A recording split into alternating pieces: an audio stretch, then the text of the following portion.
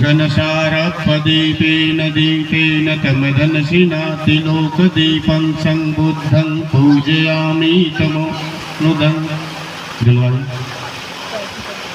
जलाइए घनसारपदीपेन दीपेन तमदनसिना तिलोकदीपं संबुद्धं पूजयामि तमोनुदं। इसको जला लीजिए आप लोग दोनों आदमी, सब पकड़ के एक साथ में जलाइए।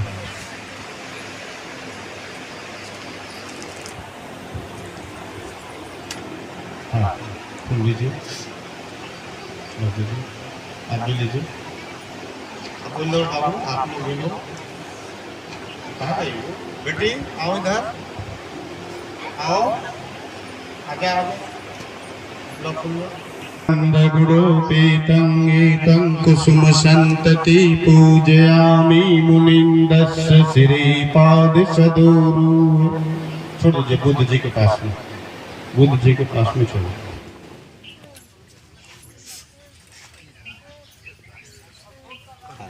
लीजिए छोड़ लीजिए, थोड़ा थोड़ा मार ले लीजिए।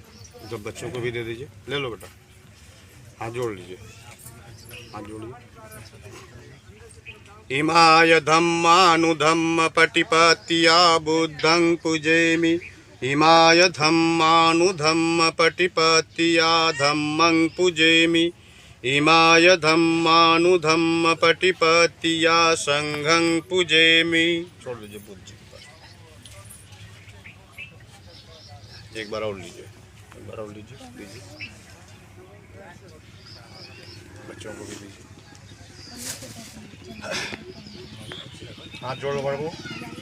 इतिपिसो भगवायरहं सम्मा सम्बुद्धो विद्याचरण संपन्नो सुगतो लोकविदुवनुत्तरो पुरुषधम्म सारथी सत्था देव मनुष्यान बुद्धो भगवाति।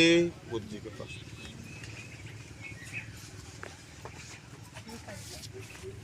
तु सब मंगलं रखन्तु सब पूर्वजा सब बुद्धानुभावेन सदा सोथि भवन्तु ते। भवतु सब मंगलं रखन्तु सब देवता सब धम्मानुभावेन सदा सोथि भवन्तु ते। भवतु सब मंगलं रखन्तु सब देवता सब संघानुभावेन सदा सोथि भवन्तु ते।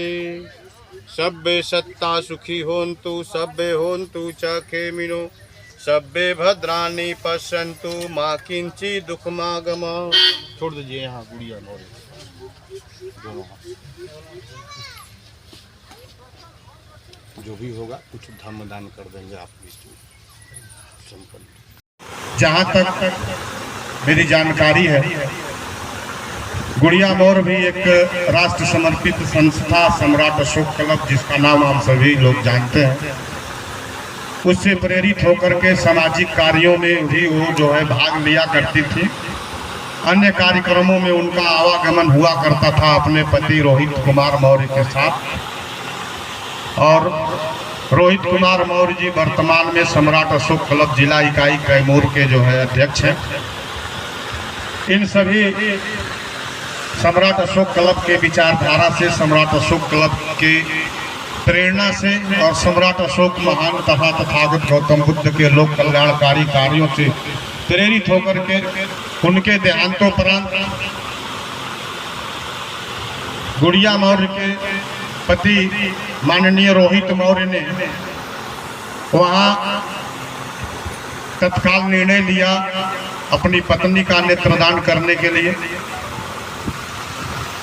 क्योंकि कहा गया है कि जीते जी रक्तदान और मरने के बाद नेत्रदान और देहदान। अपनी आंखों से दुनिया को देख रहा हूं। मेरे मरने के बाद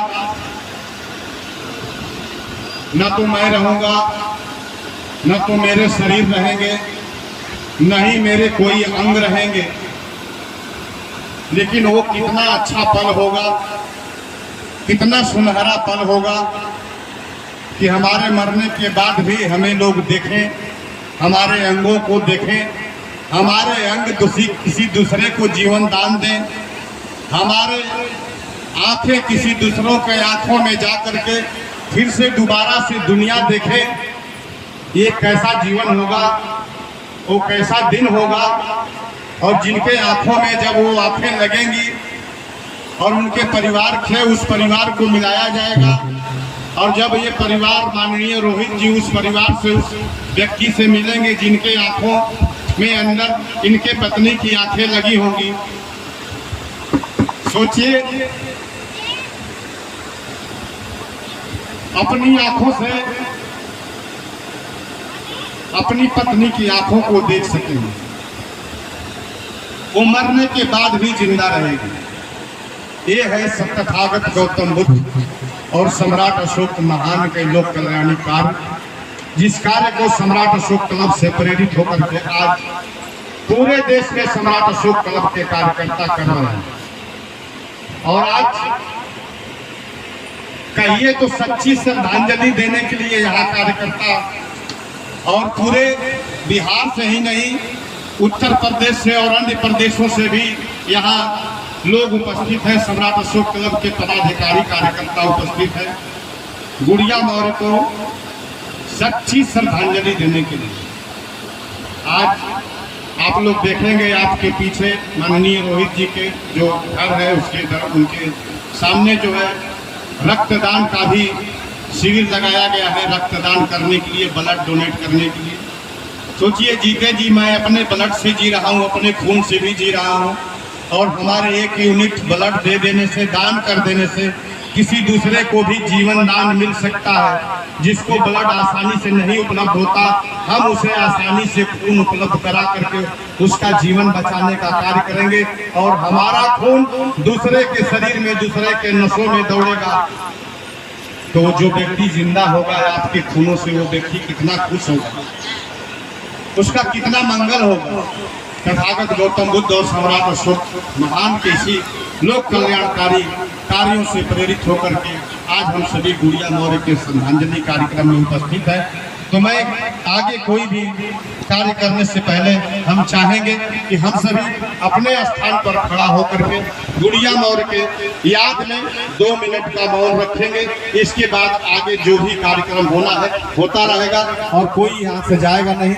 का अपने जीवन में मान रखना पड़ेगा, क्योंकि जब तक हम मान नहीं रखेंगे तब तक इससे हमारा मंगल होने वाला नहीं है, इसका हमें कोई फल मिलने वाला नहीं है। और अगर फल हम चाहते हैं, मानो जानने के लिए अभी हम लोगों ने जो पाठ किया वो पाली भाषा में था। अब हम उसे हिंदी में जानेंगे कि हमें क्या करना है और क्या नहीं करना है। जीवन में 2 प्रकार के कार्य होते हैं, एक अच्छा कार्य करते हैं, एक दूसरा जो है बुरा कार्य करते हैं। अच्छा कार्य करते हैं तो उससे प्राणी मात्र को सुख पहुंचता है, और बुरा कार्य करते हैं तो प्राणी मात्र को दुख पहुंचता है। और प्राणी मात्र को यानी दूसरे को ही सुख नहीं मिलता, स्वयं को ही सुख मिलता है। और जब बुरे कार्य करते हैं तो दूसरे तो दुखी होते ही हैं, हम स्वयं भी दुखी होते हैं। यह अपने जीवन में अनुभव करने वाला चीज़ है, समझने वाला चीज़ है, क्योंकि बुद्ध ने अपने जीवन में जो भी संदेश दिए, जो भी सूत्रों का उन्होंने प्रतिपादन किया, खोज किया, उन सभी को उन्होंने पहले अपने जीवन में अनुभव किया, उन सभी के प्रति जागरूक हुए, उन सभी को अपने जीवन में पहले जाना, तब उसे जो है जनमानस के लिए, उपासक उपासिकाओं के लिए बताए, और उसका अनुसरण करके आज पूरा जनमानस, पूरा समुदाय, जन समुदाय सुखी हो रहा है। तो आइए हम सभी जो हम उपासक उपासिकाओं के लिए तथागत गौतम बुद्ध का मात्र जो मार्ग है, जो मात्र उन्होंने जो रास्ता बताए, और उन्होंने कहा कि इसका आप अपने जीवन में अनुसरण करना, पालन करना, इसके अनुसार अपने जीवन में आचरण करना, आप हमेशा सुखी रहोगे, आप कभी दुखी नहीं होगे। ऐसा नहीं कहा कि आप पालन नहीं करोगे तो दुखी हो जाओगे। बुद्ध ने कहा कि अगर पालन करोगे तो सुखी रहोगे, दुखी नहीं होगे। तो आइए उसे हम थोड़े समय में जानते हैं, क्योंकि बुद्ध ने कहा कि सबसे बलवान, सबसे ताकतवर सारी है। नमो का अर्थ होता है नमन करना, नमस्कार करना, वंदना करना। तस् माने उनको, यानी तथागत बुद्ध को। अरहतों का मतलब होता है जो अरहंत पद को प्राप्त कर चुके हों, जिनके लिए दुनिया में हम, हमारा, अपना, पराया, दुख सुख का कोई स्थिति कर चुका हो, उसे अरहंत कहते हैं। भगवा भगवतो, यानी जो अरहंत पद को प्राप्त कर जाता है, जिसके लिए हम, हमारा, अपना, पराया, सुख दुख, राग द्वेष, मोह माया सबसे जो परे हो जाता है, उसे क्या कहते हैं? उसे भगवा, भगवंत, भगवा, भगवान कहते हैं। और जो अरहंत पद को प्राप्त होता है, वो उसके अंदर जो 5 प्रकार के जो है अवगुण होते हैं वो नहीं रहते, उसके अंदर 5 प्रकार के सद्गुण आ जाते हैं। वो व्यक्ति अरहंत पद को प्राप्त हो जाता है और उसके लिए सुख दुख, अपना पराया कोई नहीं होता, सभी अपने होते हैं। सुख दुख अन्य परिस्थितियों में वो हमेशा सम, यानी सम्यक व्यवहार करता, हर व्यक्ति के साथ, हर मानव के साथ, हर जीव के साथ, हर पशु पक्षियों के साथ, यहाँ तक से कि पेड़ पौधे और लोक कल्याण का कार्य करता है। वो जो है 5 अवगुण, 5 जिसे व्यक्ति के मानवता का दुश्मन कहा जाता है, वो 5 दुश्मन है। पहला दुश्मन है काम, दूसरा दुश्मन है क्रोध, तीसरा दुश्मन है मोह, चौथा दुश्मन है लोभ और 5वां दुश्मन है तृष्णा। ये 5 दुश्मन व्यक्ति के अंदर, जिसके अंदर समा जाते हैं, या जो व्यक्ति अपने अंदर इनको जगह दे देता है रहने का, उसके अंदर से मानवता, जिसको इंसानियत कहते हैं, वो सारे खत्म हो जाते हैं, समाप्त हो जाते हैं। और जो व्यक्ति काम क्रोध मोह लोभ और तृष्णा पर विजय प्राप्त कर लेता है, इसको अपने अनुसार चलने के लिए मजबूर कर देता है, कि अपने अनुसार चलने के लिए या अपने अनुसार चलाने लगता है। जैसे कि जब मैं चाहूँ तभी हमारे अंदर काम जगेगा, चाहे कोई भी काम को हमारे कितना हो प्रेरित करे, कितना हो उत्तेजित करे, हमारे अंदर का काम अनायास जगने वाला नहीं है। जब मैं चाहूँगा तभी काम जगेगा, तो उस व्यक्ति का हमेशा मंगल होगा, कभी उसका अमंगल नहीं होगा। क्रोध, जैसे कि कोई व्यक्ति आया, किसी भी प्रकार का उल्टा सीधे शब्दों का प्रयोग किया, हम क्रोधित हो जाते हैं। यानी दूसरा आदमी, दूसरा व्यक्ति, दूसरा कोई जब भी चाहा तब हमें क्रोधित करा दिया या क्रोधित करने के लिए प्रेरित कर दिया, हम क्रोधित हो गए, तब हमारा जो है अमंगल होगा। और हम जब क्रोधित होंगे तो हमारा अमंगल होगा और हमारे साथ साथ दूसरे का भी अमंगल होगा, अगल बगल रहने वाले लोगों का भी अमंगल होगा, उनका भी अहित होता है। मोह जो है, हमारे अंदर अपने के प्रति मोह जगता है, तो हम अपने का सिर्फ कल्याण करने का सोचते हैं। और हम किसी के प्रति अगर मोह नहीं जगने देंगे, सभी हमारे अपने हैं, सभी हमारे लोग हैं, सभी हमारे साथी हैं, सभी हमारे अपने हैं, ऐसी भावना जब हम अपने अंदर आने देंगे, ऐसी भावना जब अपने अंदर हम जगा लेंगे या जगाने में जब कामयाब हो जाएंगे, तो हमारे द्वारा किसी का भी हानि नहीं होगा, किसी का भी अमंगल नहीं होगा, कोई भी हमारे द्वारा दुखी नहीं होगा। तृष्णा जिसको बोलते हैं, अब ये तृष्णा जो मन के अंदर जगती है, जिसको इच्छा बोलते हैं आज के हिंदी भाषा के अनुसार, वो जो है मन के अंदर जगती है। और 2 तरह की इच्छाएं जगती हैं, अच्छी इच्छाएं और बुरी इच्छाएं, दोनों जगती हैं पहले मन के अंदर। जब मन के अंदर जगती है तब हम उसे जो है शारीरिक रूप से या वाचिक रूप से या कर्म के रूप में उसे पूरा करने का प्रयास करने लगते हैं। अच्छी इच्छाएं जगी तो अच्छे कार्य करने का प्रयास करते हैं, और बुरी इच्छाएं जगी तो बुरे कार्य करने का प्रयास करते हैं। जब अच्छे कार्य करेंगे, अच्छी इच्छाओं को अपने बस में करके अच्छे कार्य करेंगे तो लोगों का भी मंगल होगा, साथ साथ हमारा भी मंगल होगा, सबका मंगल होगा, सभी का कल्याण होगा, सभी सुखी रहेंगे। और जब बुरी इच्छाएं जगी और बुरी इच्छाओं का ज्ञान हमें है, जब जान गए कि बुरी इच्छाएं जग गई। डोनेट का शुरू हो चुका है, जो लोग यहाँ शुरू कर दिए हैं एकदम। ठीक, ओके। अभी सूचना आई है कि रक्तदान कैंप जो है पूरी तरह से तैयार हो गया है। जिन धर्म बंधुओं को गुड़िया मौर्य के श्रद्धांजलि दिवस के अवसर पर रक्तदान करने की इच्छा है, रखते हो, वो जाएं, वहाँ धीरे से उठ कर के जाएंगे, अपना रजिस्ट्रेशन कराएंगे और वहाँ मेडिकल टीम पूरी तरह से तैयार बैठी है और वहाँ रक्तदान करें। जीते जी रक्तदान, दूसरों को करें जीवन दान। और आगे तो अच्छी इच्छाएं क्या हैं, बुरी इच्छाएं क्या हैं, यह हम जानना होगा हमें।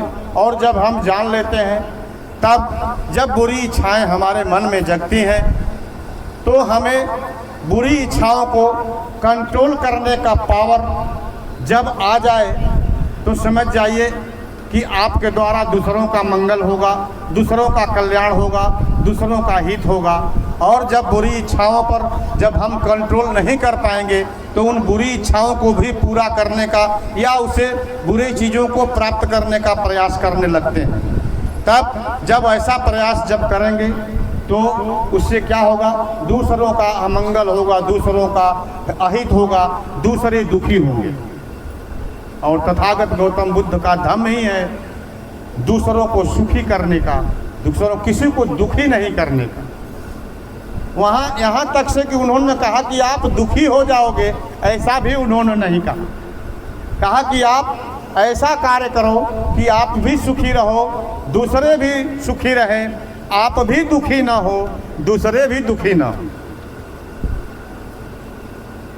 तो जब इन 5 मानवता के दुश्मनों को जब व्यक्ति हरा देता है, यानी उस पर विजय प्राप्त कर लेता है, उसको अपने मुट्ठी में कर लेता है, यानी कि जब मैं चाहूँ तभी काम जगे, जब मैं चाहूँ तभी क्रोध जगे, जब मैं चाहूँ तभी मोह जगे, जब मैं चाहूँ तभी माया जगे। और यहाँ तक से कि अगर मैं नहीं चाहूँ तो ऐसी तृष्णाएँ भी ना जगें जिससे दूसरे का हानि हो। ऐसा व्यक्ति जो हो जाता है वही से उसी को भगवान कहते हैं, वही भगवान के पद को प्राप्त होता है। भगवान कोई अवतरित होकर के नहीं आता, भगवान अपने माँ के तन से पैदा होता और बड़ा होकर के ऐसे कार्य करता जिससे किसी दूसरे का कभी हानि न हो, अहित न हो, कभी उसके द्वारा किए गए कार्यों से कोई दुखी न हो। ऐसा जब वो कार्य करता है और जब पूरे धरा पर, पूरे इस वायुमंडल में, इस धरातल पर, इस लोक में जो है जब उसका ख्याति हो जाता है, तब उसे लोगों के द्वारा एक पद दिया जाता है, भगवान का पद दिया जाता है। वही भगवान, उसे ही भगवान कहते हैं। भगवान का यही परिभाषा। अब ऐसा भगवान जो कोई भी आपको दिखे उसका पूजा करें, उसका आराधना करें, उसके सामने दीपक जलाएं और उसके द्वारा बताए हुए मार्गों पर चलने का प्रयास करें। अपने जीवन में उसके बताए हुए मार्गों को उतार लें, आपका मंगल होगा, आपका कल्याण होगा, आप हमेशा सुखी रहेंगे और आपके साथ साथ दूसरे भी का भी मंगल होगा, दूसरे भी सुखी रहेंगे, दूसरे का भी कल्याण होगा। इसी मंगल कल्याण की प्रेरणा से प्रेरित होकर के माननीय रोहित मौर्य ने दूसरों का मंगल करने के लिए कि अब तक से तो मेरी पत्नी अपनी आंखों से देखी, अब उसकी आंखों से दूसरा कोई भी इस दुनिया संसार को देखे जिसको आंखें नहीं हैं, जिसको डॉक्टर साहब ने कहा कि अगर तुम्हें दूसरों की दूसरी आंखें लग जाएंगी तो दुनिया देख सकता है, वैसे लोगों के लिए उन्होंने आँख अपनी पत्नी का दान किया, जिसको कहते हैं नेत्रदान। और उसका ये सर्टिफिकेट है जो आप लोग जानते हैं, बनारस हिंदू यूनिवर्सिटी यानी BHU के द्वारा जो है, बनारस BHU का नाम सुने होंगे, जो अस्पताल है बहुत बड़ा, उसमें ट्रामा सेंटर में जो है इनकी पत्नी का नेत्रदान किया गया डॉक्टरों के द्वारा, और वहाँ से ये सर्टिफिकेट उनको दिया गया है कि आपने अपनी पत्नी का नेत्रदान किया। और उनका फ़ोटो भी शायद वहाँ बगल के तस्वीर में लगाया गया होगा, आप लोग देख सकते हैं। ये मंगल कार्य है। अब इनके द्वारा ये किए गए मंगल कार्य से लोग दुखी होंगे कि सुखी? दुखी होंगे कि सुखी होंगे? सुखी होंगे। तो जितने लोग सुखी होंगे वो क्या कहेंगे कि अच्छा हुआ, अच्छा आपने किया। तो कहेंगे कि गुड़िया मौर्य जो है हमारे लिए भगवान थी, मरने के बाद भी हमको दुनिया देखने के लिए अपनी आंखें दे गई। कहेंगे कि नहीं कहेंगे? तो उनके लिए भगवान कौन हो गया? गुड़िया। मरने के बाद भी उनको याद करेंगे वो लोग, और जिनको मरने के बाद याद किया जाता है उनके लिए वही भगवान होते हैं। और भगवान होने का, बनने का कार्य, भगवान बनने का रास्ता हमने बता दिया। जिसको भगवान बनना है सभी भगवान बन सकते हैं। बुद्ध ने कहा कि भगवान बनने का रास्ता सबके लिए खुला है, जिसकी इच्छा हो भगवान बन जाए। और वही रास्ता है दूसरों का मंगल करना, दूसरों का कल्याण करना। अब जरा सोचिए, हम भी सोच लिए कर रहे हैं, यही कार्य करने लगे, दूसरे का मंगल करना, दूसरे का कल्याण करना। आप भी सोच लिए कि दूसरे का मंगल करेंगे, दूसरे का कल्याण करेंगे। आप भी सोच लिए, आप भी सोच लिए, आप भी सोच लिए, आप भी करने लगे, आप भी करने लगे, हम भी करने लगे। तो हम एक दूसरे का मंगल करने लगे तो सबका मंगल होने लगा कि नहीं होने लगा? होने लगा कि नहीं होने लगा? होने लगा। तो सबका मंगल होने लगा तो सभी सुखी होंगे कि सभी दुखी होंगे? कोई दुखी होगा, सभी सुखी होंगे।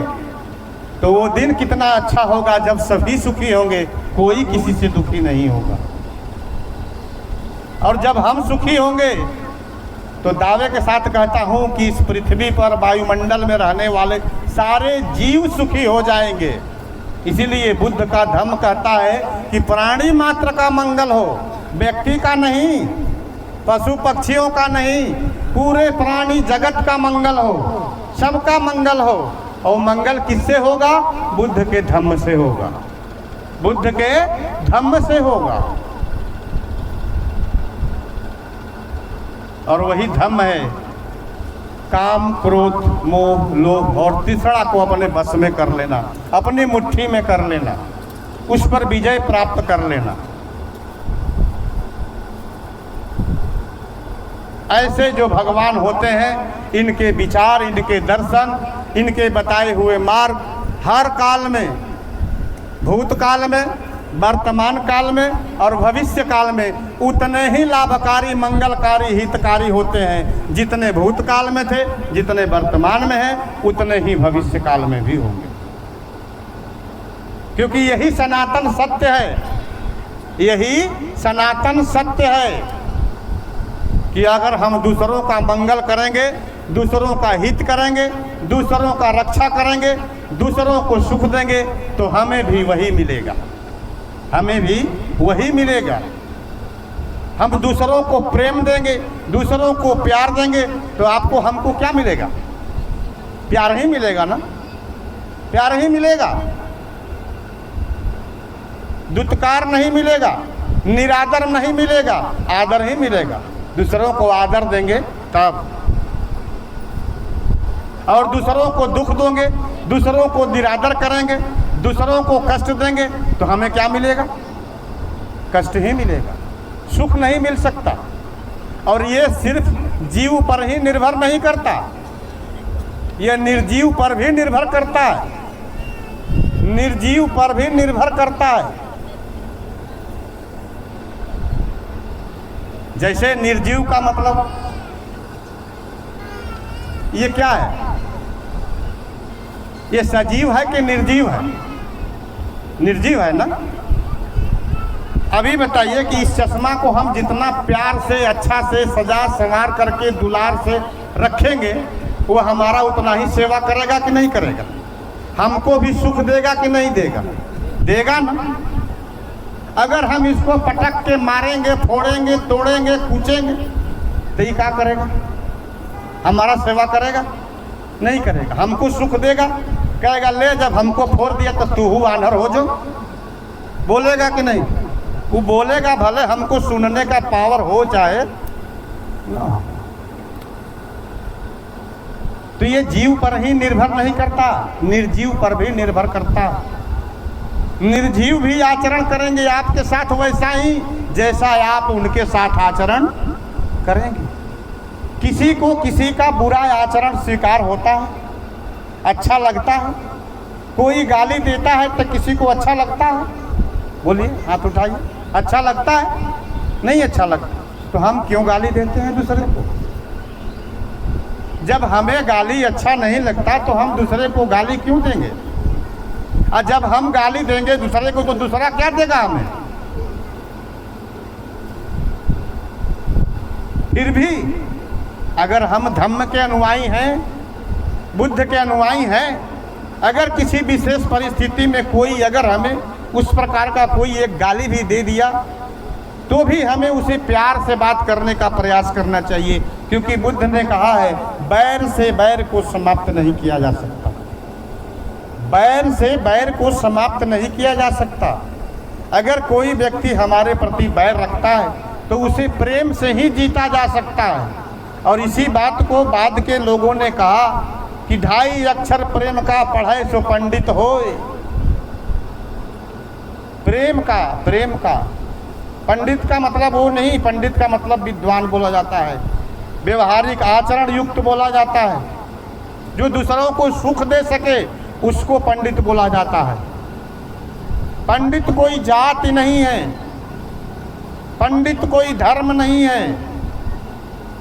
पंडित है जो आचरण से व्यवहार से कुशल हो, अच्छा आचरण अच्छा व्यवहार करता हो सबके लिए, वो अच्छे विचार रखता हो सबके लिए, अच्छा ज्ञानवान हो सबके लिए, वैसे लोगों को पंडित कहा जाता है। वही बात बुद्ध ने कहा। ये सनातन सत्य है। लोगों ने प्रेम किया या जो लोग प्रेम करेंगे उनको प्रेम मिलेगा और मिल रहा है। आप लोग देख रहे हैं खुद अपने घरों में, अपने अगल बगल में, और भविष्य में भी जो लोग प्रेम करेंगे, जो लोग प्रेम की बातें बोलेंगे, उनके साथ प्रेम की ही बातें लोग बोलने वाले मिलेंगे, उनको भी प्रेम मिलेगा। यही सनातन सत्य है। यही भारत की प्राचीन नहीं प्राचीनतम परंपरा है, प्राचीनतम सभ्यता है कि प्रेम करो प्रेम पाओ। दूसरों को प्रेम करोगे तो तुमको भी प्रेम मिलेगा, दूसरों को सुख देगे तो तुमको भी सुख मिलेगा। और यही काम तथागत गौतम बुद्ध ने किया था, दूसरा कुछ नहीं किया। उनका सारा दर्शन प्रेम पर ही है। उनके जीवन में बहुत सारे लोग आए, देवदत्त आया, हाथी आई, सांप आए, सबको किससे जीता? किसी को मारा नहीं उन्होंने। अंगुलीमाल जैसा खूंखार व्यक्ति आया जिससे पूरी जनता, पूरी जनमानस त्रस्त थी, उसको भी बुद्ध ने मारा नहीं, शब्दों से उसका सुधार किया, सुधारा। तो तथागत गौतम बुद्ध का धम्म सुधारवादी है, संहारवादी नहीं है। और अन्य धर्मों के माध्यम से लोगों ने संहार किया, लेकिन बुद्ध ने किसी का संहार नहीं किया, सुधार किया। प्रेम दिया लोगों को और प्रेम से सुधार दिया। तो क्या बुद्ध प्रेम से लोगों को सुधार सकते हैं? तो क्या हम और आप प्रेम से लोगों को नहीं सुधार सकते? प्रेम से लोगों को सुधार सकते हैं। और यह प्रेम सबसे पहले अपने घर में बरसाने की जरूरत है। प्रेम की वर्षा अपने घर में बरसाने की जरूरत है, क्योंकि घर का निर्माण कैसे होता है? प्रेम से होता है। घर का निर्माण प्रेम से होता है। और जब घर का निर्माण प्रेम से होने लगता है तो कई घर एक जगह जुट जाते हैं, तो फिर वो गांव बन जाता है। और जब उसी घर में प्रेम नहीं रहता, प्रेम से लोग बोलने वाले नहीं रहते, प्रेम का आचरण करने वाले लोग नहीं रहते, तो आपके आंखों के सामने वो घर टूट जाते हैं, आंगन में दीवार खड़ी हो जाती है। तो सबसे बड़ा व्यक्ति के जीवन में क्या है? प्रेम है, प्रेम है। हम सभी उपासक और उपासिका की श्रेणी में आते हैं। इसीलिए बुद्ध ने कहा कि आप त्रिशरण और पंचशील का सिर्फ आचरण करो, इसी से तुम्हारा मंगल होगा, इसी से तुम सुखी रहोगे, कभी दुखी नहीं होगे। लेकिन ईमानदारी से त्रिशरण और पंचशील का आचरण करो, तुम्हारा मंगल होगा, तुम्हारा कल्याण होगा। तो त्रिशरण में पहला शरण है। त्रि माने तीन होता है, त्रि का अर्थ होता है तीन, और शरण का अर्थ होता है आश्रय, यानी तीन के आश्रय में चले जाना, तीन का शरण ग्रहण करना ईमानदारी से, मन, वचन और कर्म से, तीनों से। पहला है बुद्धं शरणं गच्छामि, यानी मैं मन, वचन और कर्म से बुद्धि की शरण में, यानी ज्ञान की शरण में, शिक्षा की शरण में जाने की प्रतिज्ञा करता हूँ या करती हूँ।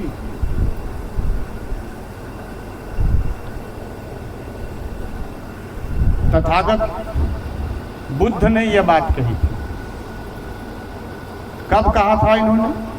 जब इनको ज्ञान प्राप्त हुआ बोध गया की धरती पर। जब ज्ञान प्राप्त हुआ और लोगों ने इनको एक पद दिया, वो पद था बुद्ध। लोगों ने वहीं पर कहा कि आप जब सब कुछ जान चुके हैं, प्रकृति के सारे रहस्यों को जान गए, तब तो आपको बुद्ध कहा जाना चाहिए। क्योंकि जो लोग प्रकृति के सारे रहस्यों को जान जाते हैं उनको बुद्ध कहा जाता है। तो लोगों ने कहा कि तब हम लोग आपको बुद्ध कह सकते हैं? तो इन्होंने कहा कि हाँ, आप लोग बुद्ध कह सकते हैं। वहीं से बुद्ध शब्द जो है गुंजायमान हुआ और बुद्ध कहा गया। तब इन्होंने कहा बुद्धं शरणं गच्छामि। इसके पहले उन्होंने नहीं कहा था। इनके बचपन का नाम सिद्धार्थ था। अपने शरण में आने के लिए नहीं कहा था। कुछ लोग बताते हैं कि बुद्ध ने कहा था कि हमारी शरण में आकर के गिर जाओ, मत्था टेक लो, तुम्हारा मंगल हो जाएगा, तुम्हारा कल्याण हो जाएगा। ऐसा नहीं कहा। ऐसा कहना होता तो कहते सिद्धार्थं शरणं गच्छामि। लेकिन क्या कहा इन्होंने? बुद्धं शरणं गच्छामि, यानी कहा कि बुद्धि की शरण में जाओ, ज्ञान की शरण में जाओ, शिक्षा की शरण में जाओ, तुम्हारा मंगल होगा, कल्याण होगा। बुद्ध का धर्म सर्वलोक कल्याणकारी है, सबके लिए मंगलकारी है। किसी जाति, धर्म, संप्रदाय के लिए नहीं, किसी विशेष का जाति मानने वाले के लिए नहीं, किसी विशेष धर्म मानने वाले के लिए नहीं, किसी विशेष संप्रदाय के मानने वाले के लिए नहीं। यहाँ तक कि जो लोग अपने आप को कहते हैं कि हम बौद्धिस्ट हैं, उनके लिए भी नहीं। ये सबके लिए, ये पूरे प्राणी मात्र के लिए, बशर्ते कि मानव को, व्यक्ति को कहा गया है विवेकशील हैं। इनके ऊपर ऐसे कहा जाए तो पूरी ये सृष्टि निर्भर करती है। तो बुद्ध ने इनके लिए कहा, पूरी मानवता के लिए, मानव जाति के लिए, पूरे व्यक्ति के लिए, चाहे स्त्री हो चाहे पुरुष हो, चाहे हिंदू हो चाहे मुसलमान हो, चाहे बूढ़े हो चाहे नौजवान हो, सबके लिए कहा बुद्धं शरणं गच्छामि। जो भी ज्ञान की शरण में जाएगा जो भी शिक्षा की शरण में जाएगा, जो भी बुद्धि के शरण में जाएगा, वो काला हो चाहे गोरा हो, चाहे हिंदू हो चाहे मुसलमान हो, उसका मंगल होगा, उसका कल्याण होगा। वो आगे बढ़ेगा, वो अपने जीवन में तरक्की करेगा, दूसरों को भी आगे बढ़ाएगा, दूसरे का भी मंगल करेगा। जब बुद्धि के शरण में जाएगा तब।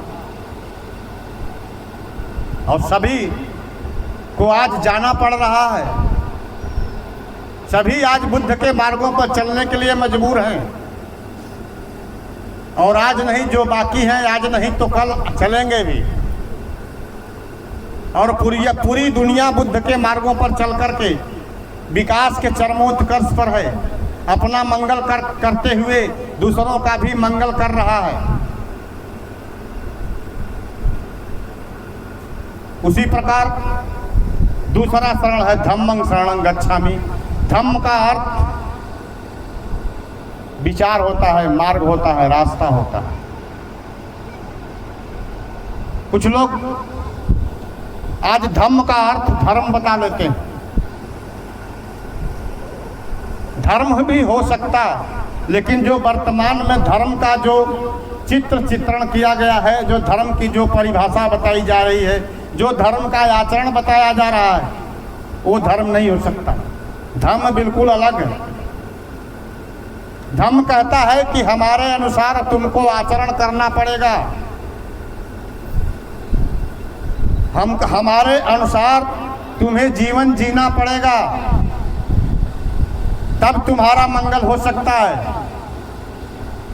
और धर्म कहता है कि खाली मान लो तुम्हारा मंगल हो जाएगा। धर्म और धम्म में यही अंतर है। छोटा सा 2 लाइन का अंतर मैं बताऊंगा। धर्म का मतलब होता है कि मान लीजिए आपका मंगल हो जाएगा, और धम्म का मतलब है कि जान लीजिए तब आपका मंगल होगा। धम्म सबके लिए शिक्षा का दरवाजा खोलता है, और धर्म किसी खास के लिए शिक्षा का दरवाजा खोलता है। धर्म सबको ज्ञानवान बनाना चाहता है, और धर्म किसी खास को ज्ञानवान बनाता है। और प्रकृति के अनुसार जीवन जियोगे तो तुम्हारा मंगल होगा, तुम्हारा कल्याण होगा, तुम सुखी रहोगे। प्रकृति के अनुसार जीवन जीने का मतलब कि प्रकृति की हम सुरक्षा करेंगे और प्रकृति हमारी सुरक्षा करेगी। साधारण सी भाषा में कुछ लोगों को समझ में आता होगा कि भाई प्रकृति हमारी कैसे सुरक्षा करेगी, हम प्रकृति की सुरक्षा कैसे करेंगे। ये दोनों लोगों का, मानव और प्रकृति का एक अन्योन्याश्रय संबंध कहा जाता है। इसे हम लोगों ने पढ़ा है। एक अटूट कड़ी है, एक चेन सिस्टम है जो कभी टूटने वाला नहीं है, लेकिन एक व्यक्ति इसको तोड़ने का प्रयास करता है तो स्वयं दुखी हो जाता है, और एक दूसरा भी तोड़ने का प्रयास करता है तो वो भी स्वयं दुखी होने लगता है।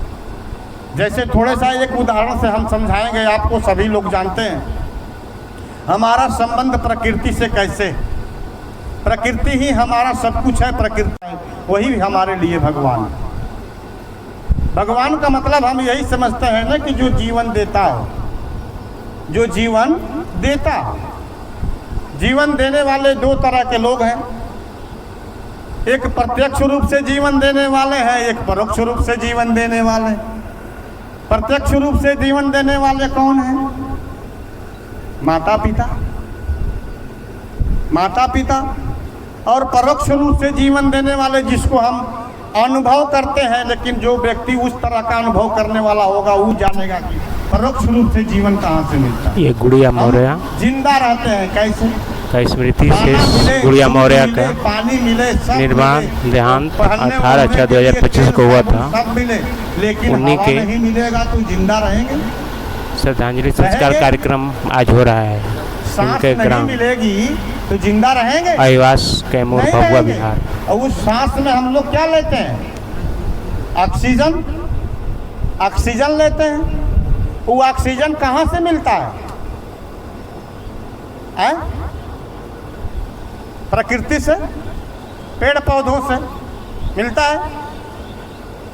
उसको हम लेते हैं तो हमें जीवन मिलता है, हम जिंदा रहते हैं।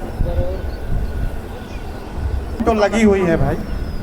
जो भी लोग ब्लड डोनेट करने वाले, रक्तदान करने वाले इच्छा रख कर आए होंगे, आप लोग धीरे से यहाँ से उठ कर जाएंगे। वहाँ रक्तदान का कार्य शुरू है। बहुत लोगों को नहीं, एक जिनको जाना होगा अपना धीरे से उठेंगे, जाएंगे, वहाँ रक्तदान करेंगे। इसके बाद यहाँ आकर के फिर बैठेंगे। तो प्रकृति में जो है, प्रकृति में हम जिंदा रहते हैं, प्रकृति से ही हम जिंदा हैं और प्रकृति हमसे जिंदा है। प्रकृति से हम जिंदा हैं और प्रकृति हमसे जिंदा है। क्यों? क्योंकि प्रकृति से, पेड़ पौधों से, इस प्रकृति से हम ऑक्सीजन लेते हैं तो जिंदा रहते हैं। ऑक्सीजन लेते हैं तो स्वस्थ रहते हैं। खूब ऑक्सीजन भरपूर मिलता है तब हम कहते हैं कि हम खूब स्वस्थ हैं। और जब उसमें से थोड़ा सा ऑक्सीजन कम मिलने लगता है तो फिर हम अब अकबकाने लगते हैं। ऐसा होता है कि नहीं?